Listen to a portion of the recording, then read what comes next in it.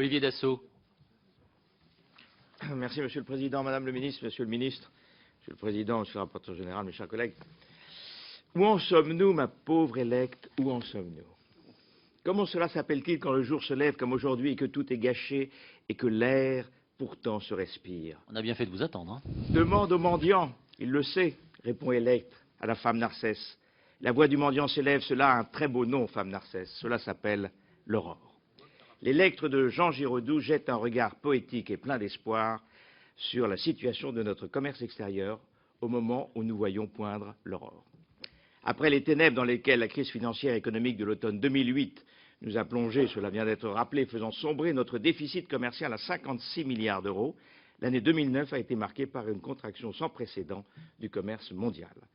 Et si la France a subi les effets de cette lame de fond, la France a néanmoins maintenu son cap. Avec vaillance, Madame le Ministre, vous avez tenu la barre tout en ne cessant d'arpenter le globe pour encourager nos exportateurs, stimuler nos prospecteurs, fidéliser nos partenaires, séduire nos clients. Nous apprécions d'ailleurs particulièrement votre présence aujourd'hui pour l'examen des crédits, car ces dernières années, vos missions vous ont souvent entraîné loin de nous. Mobilisés dans la tempête, vos services et vos collaborateurs ont fait face à la déferlante, et il convient d'ailleurs de souligner brièvement la qualité et l'implication de vos équipes, qu'il s'agisse de votre cabinet, de l'administration centrale, des services décentralisés ou du Bifrance. Je souhaite aussi saluer l'efficacité de votre ministère qui a su répondre dans le temps imparti à toutes les questions que nous pouvions nous poser. Remarquable, n'est-ce pas? L'aurore, disais-je en commençant, l'aurore, nous la voyons poindre dans les résultats de l'année 2009. Malgré la dégradation de la situation mondiale, nous sommes parvenus à ramener notre déficit commercial à 44 milliards d'euros. Et si nous considérons aussi que nous sommes parvenus à conserver globalement nos parts de marché et à maintenir notre rang parmi les grandes puissances exportatrices, nous pouvons penser que nous avons consolidé notre attractivité en défendant notre position stratégique en Europe pour l'accueil des investissements internationaux. La réforme du crédit d'impôt recherche, je le répète et le redis, y a largement contribué. Et finalement, nous pouvons nous réjouir de voir que la France a mieux traversé la crise que la plupart de ses partenaires européens. La stratégie de soutien aux exportations mise en œuvre par le gouvernement depuis l'ambitieuse réforme de 2008 s'en trouve dès lors confortée. Alors bien entendu, le moment n'est pas venu de relâcher l'effort. Bien au contraire, une opportunité est à portée de notre main pour tirer profit des perspectives de la reprise amorcée au premier semestre 2010. En témoigne du rebond des exportations de 10% et la progression du nombre d'entreprises exportatrices mettant fin à une décrue ininterrompue depuis 2002. Ce sont en effet 3 400 entreprises supplémentaires de toute taille qui se sont lancées à la conquête des marchés extérieurs avec courage, conviction, panache et détermination. L'action volontariste de soutien au développement de l'international des entreprises s'affiche clairement dans l'évolution des crédits de l'action 7, développement international et compétitivité des territoires, qui retrace les moyens alloués aux deux opérateurs de l'État que sont l'agence Ubifrance et l'agence française pour les investissements internationaux, puisqu'ils ont plus que doublé entre 2008 et 2011, passant de 49 à 119,9 millions d'euros. La dotation budgétaire couvre principalement... Chers collègues, pardon d'interrompre, il vous reste 2 minutes pour poser vos questions. Vous n'étiez pas là quand la règle a été fixée avec Patrick Collier de 5 minutes par rapporteur. Je sais que la règle a été fixée, Monsieur le Président, mais je suis désolé. Sinon, j'interromps là mon exposé, car je considère qu'un si vous devez rapporteur conclure par Giraudoux, on le regretterait. Sur le commerce extérieur, qui est un sujet absolument fondamental, mérite plus que 2 minutes et demie dans une commission élargie. Il se trouve que c'est 5 minutes et pas 2 minutes et demie, vous venez d'en exposer perdre son point une. de vue en séance plénière. Alors, je suis désolé, Sans Monsieur le séance Président, plénière, ça sera sous l'arbitrage d'un autre président. Mais pour l'instant, et en accord avec Patrick Collier, vous avez 5 minutes.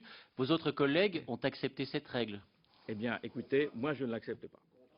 Bah, écoutez, la dotation on passera la parole au ministre au bout d'un certain temps. À hauteur de 87% de la subvention de l'État versée à l'agence Ubifrance.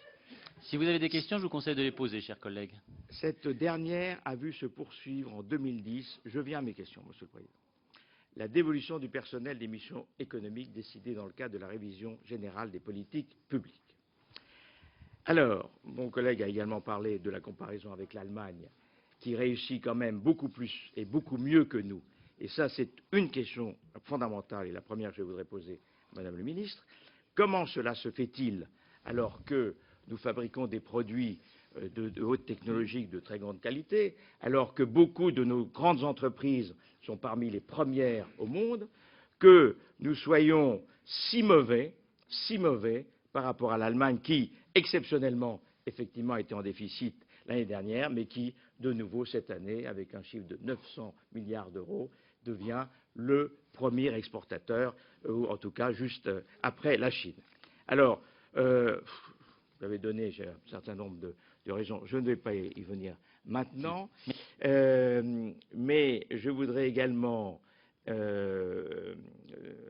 la taille des entreprises, l'expérience, et finalement la faiblesse de nos entreprises françaises qui vivent finalement assez bien dans leur prêt carré, mais comme personne ne vient les aider à se porter sur les marchés extérieurs, c'est-à-dire à participer à l'effort de conquête de parts supplémentaires de croissance, elles restent souvent dans une situation de relatif confort. Je voudrais Les dernières également questions, si vous voulez revenir, bien, chers collègues, et je donne la parole au ministre. je voudrais revenir sur un point, juste une dernière question, sur un Je vous en point prie, la dernière. important, et la Commission des finances le redit, le répétera de façon inlassable, il y a un problème sur ce que nous appelons les frais commerciaux. La France a rendu beaucoup plus difficile, elle n'a pas fait simplement qu'adapter les règles de l'OCDE. Nous perdons une quantité de grands contrats, de moyens et de petits contrats parce que nous ne pouvons plus faire ce que les autres pays continuent à le faire. Nous nous sommes déjà, sur ce sujet, exprimés en privé.